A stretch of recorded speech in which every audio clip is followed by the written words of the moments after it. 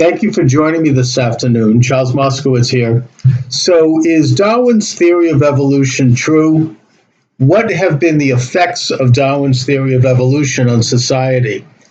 A couple of years, or probably more than 10 years ago now, I brought this question up in a column that was published in an online publication, questioning the theory of evolution.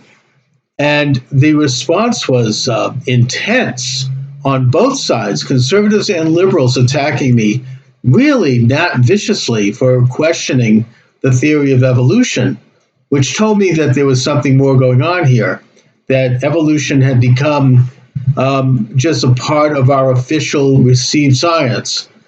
And yet evolution was not proven and still is not proven. The issue became so hot that about 5 years later, when I ran for Congress in Massachusetts, my opponent, Congressman Barney Frank, brought this issue up while we were on television debating. And it was a very nasty campaign. I brought up a lot of big issues, as did he, and we had really scuffled on a lot of things. But this was the only time in that campaign that I saw him become emotional. He was very angry that how could I question the theory of evolution, the validity of this great theory, and that he presented to his viewers on television in Massachusetts the premise that by questioning evolution, I was not fit to hold office. I was not fit to walk the earth. This was a horror that anybody would question this theory, which led me to wonder whether or not the theory of evolution is more than just a scientific theory, however bogus or true it may be. It was the philosophical linchpin of the entire liberal left experiment. And indeed, as I researched it, and eventually I wrote a book about it, which is available, by the way, on Amazon, I came to believe that indeed this theory is the linchpin of the whole revolutionary experiment, if you will, that goes back really to the early days of man. But Darwin was a major player in terms of launching the modern way we look at the world, the modern zeitgeist. And the reason for that is that the theory of evolution, when you get down to it, when you boil it down, is nothing more than a theory of breeding.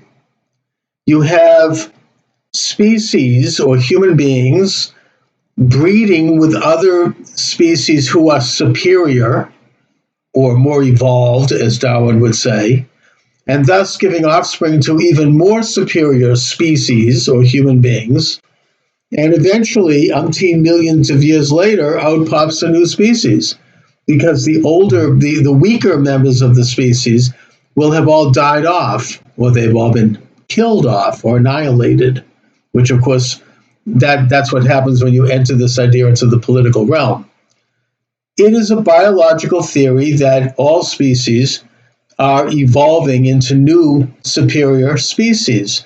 Now, today's evolutionists like to conflate adaptation to evolution because the issue of evolution is not politically palatable. Nobody wants to think that human beings are at different rungs of the evolutionary chain, which is exactly what Darwin held, and which is the very core of this theory. It's a race theory, that some groups of people or races are more evolved or less evolved than others, and that ultimately for man to thrive, the lesser species or the lesser members of the species, the genus, they would have to be either isolated or outright eliminated, because human resources are scarce, and if we're going to share them in the world, we have to make sure that the better members have access to these species.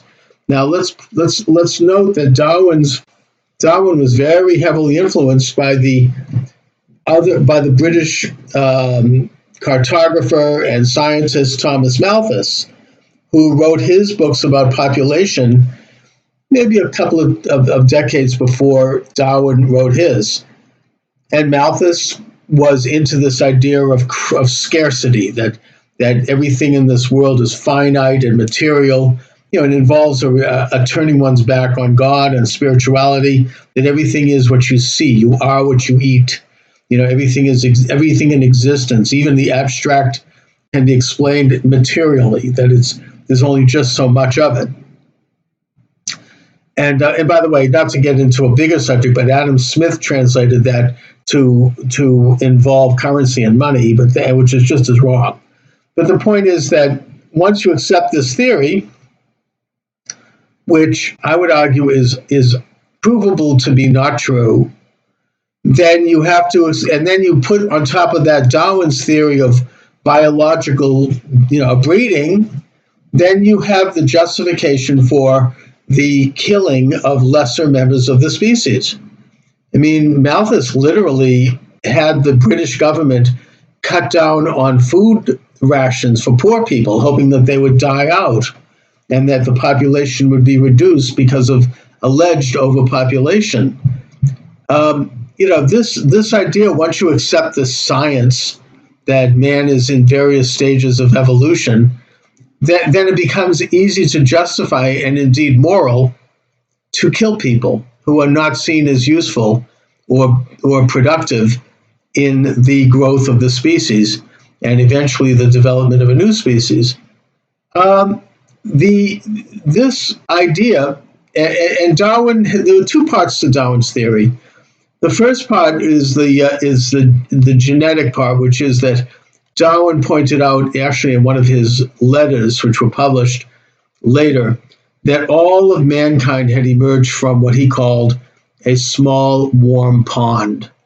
That somehow the living matter, which suddenly just appears out of nowhere, I suppose the modern scientific explanation for that is the Big Bang, that there was nothing, and then boom, there's a bang, and then there's everything.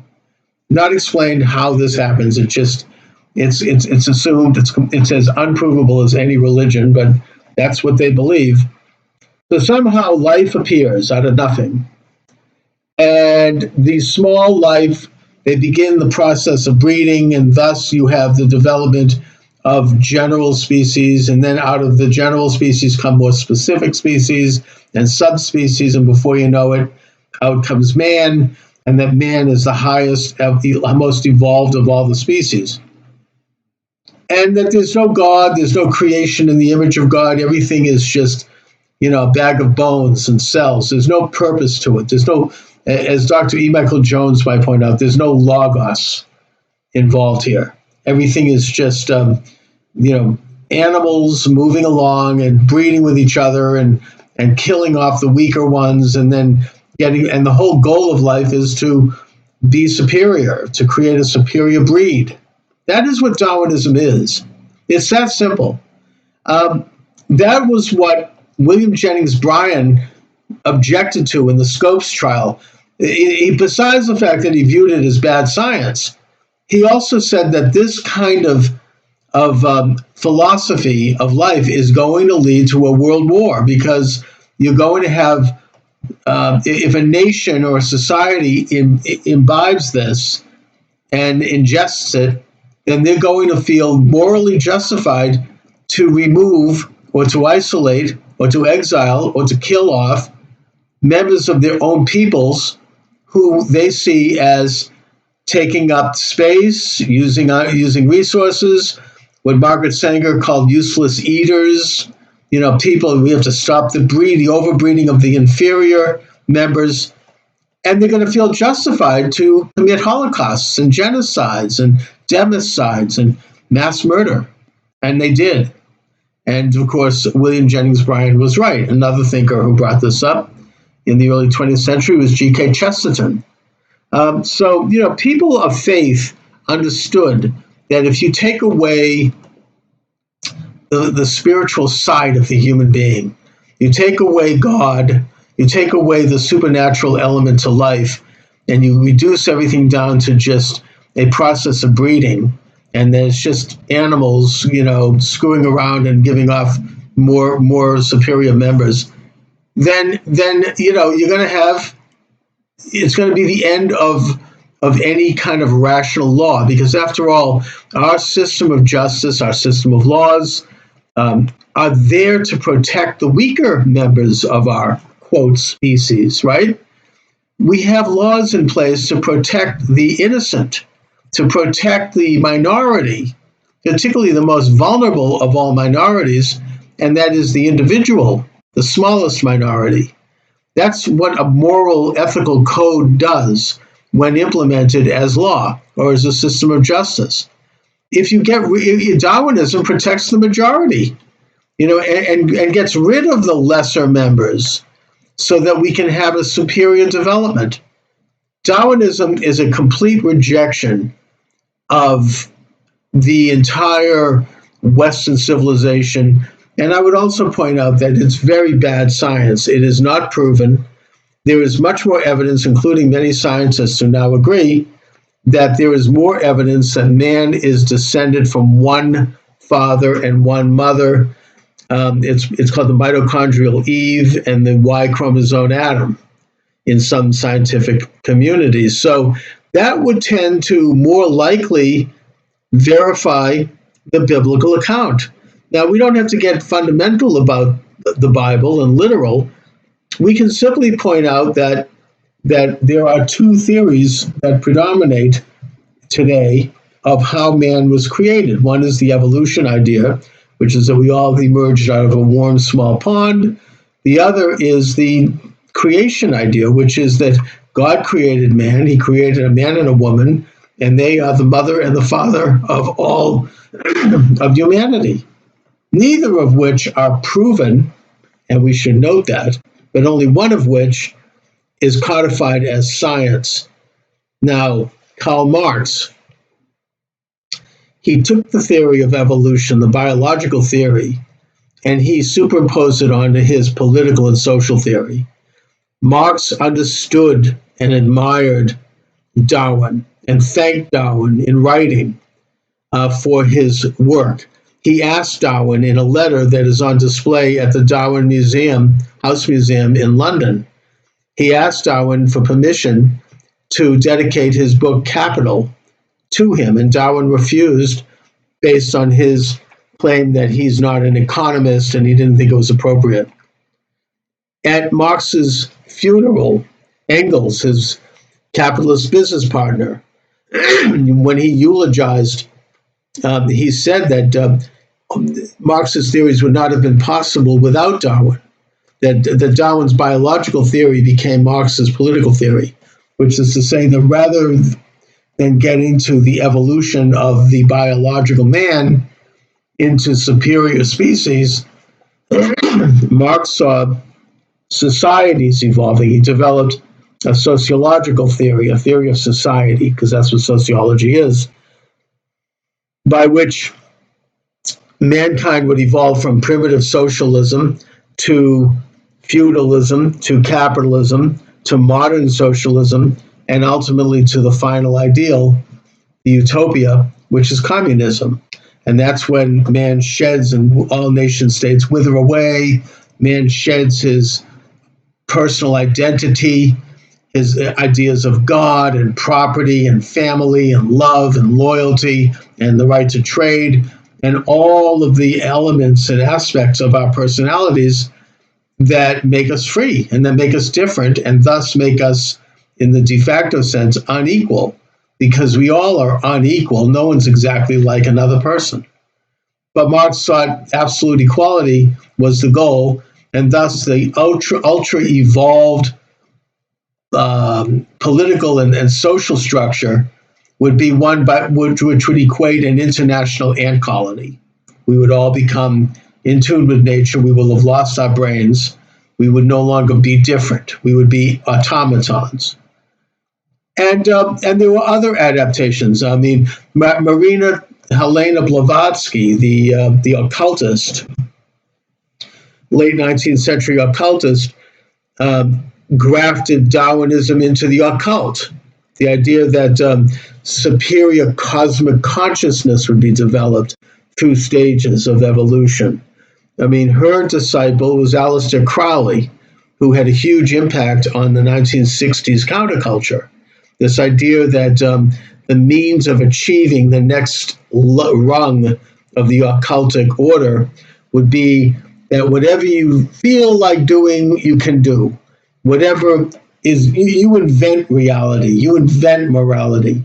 If it feels good to you, if it satisfies your senses, that's the ultimate virtue. That's good. Of course, Sigmund Freud brought this up to a science as well in his idea of polymorphous perversity, which is sexual evolution, I suppose you could say. That whatever feels good, you can do whatever you want to do with whomever you want to do it, whenever you want to do it, wherever you want to do it, however you want to do it, sexually I'm talking.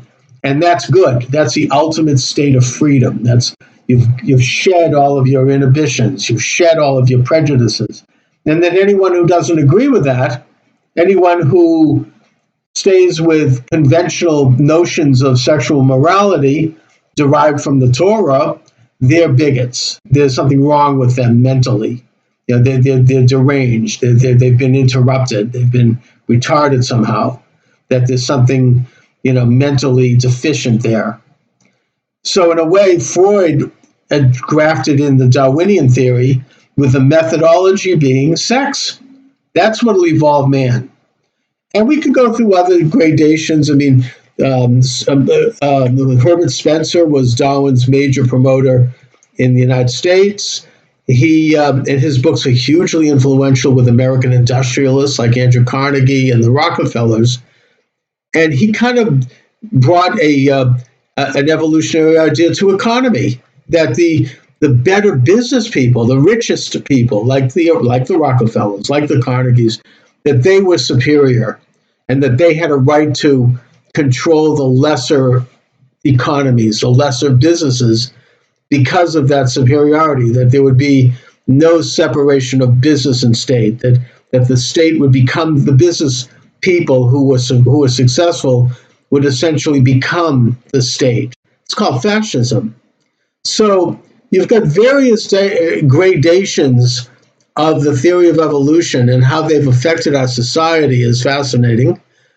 And ultimately, I would suggest that because the theory is, in a way, the way it's affected society is proof to me that it's false, because the results have been false. They have degraded society in every way they've been applied. When you apply it to business, like Herbert Spencer did, and even Adam Smith to an extent, you remove the true nature of capitalism, which is not unbridled and unfettered, and you can do whatever you want, and you can thus control it. That's as false an idea as communism. What you end up with is the true capitalist idea, which is capitalism, which is normal to people, and that's part of our nature. It's part of the animal side of us. And we all are both animals and spiritual beings. Of course, Darwinism takes away the spiritual side. But we want to compete. We want to get ahead. We're based on self-interest. We're based on achievement. But at the same time, that is balanced by moral questions, ethical questions, sovereignty, national sovereignty, local sovereignty. And these are all competing elements. In a way, it's a natural system of checks and balances. Well, Darwinism strips all that away.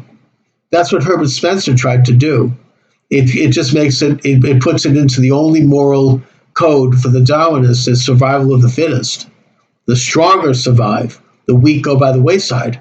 So, in a sense, I would suggest that the end result of Darwinism is proof of its falseness. But even if you believe in Darwinism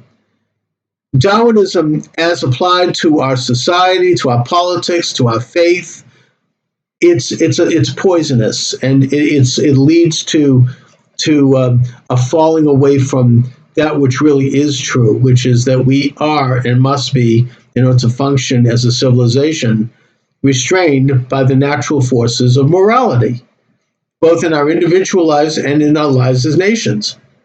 So I would suggest that the reason why, to bring things back to my beginning comments, people were so upset with me for questioning the theory of evolution is because it is that theory that is the cornerstone, the very foundation of our entire leftist experiment it has been so internalized at this point that it is beyond question, and yet it is the very cause of this false paradigm, this artificial, this new idol worship. The Torah warns us about idol worship. Well, this is today's idol worship, this very bad ideology, this bad idea.